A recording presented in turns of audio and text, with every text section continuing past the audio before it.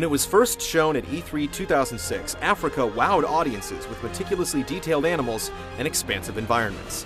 But it left players wondering just what kind of game it would be.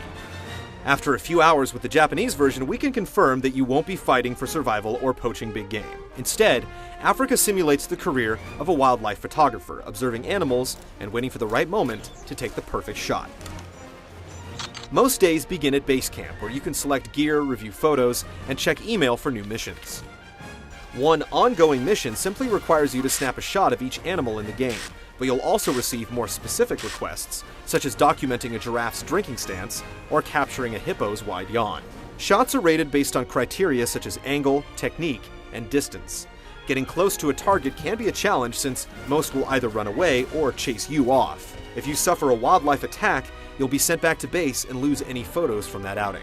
You'll also take on exhilarating assignments called Big Game Trophies. There are 20 in all, and the first requires you to get an action shot of a cheetah hunting gazelle. Racing alongside the cat in the back of a Suzuki Jimmy, you'll rapidly snap off a series of shots, and the game will identify the best one for submission.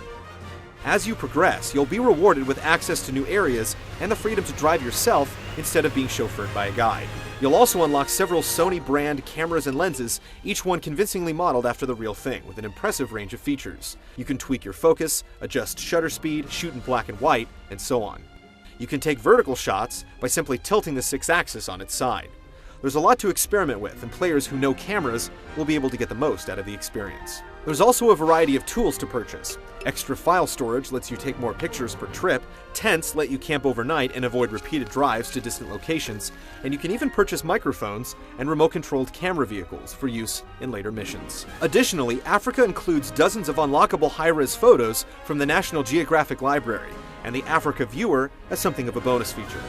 You can also copy photos to the PS3 menu, upload them to an online gallery, or compete in photo contests online. Afrika's in-game fauna is remarkably lifelike, with detailed textures and animations that show off every twitch and muscle. Unfortunately, the environments are less impressive with flat grasslands and pixelated plant life.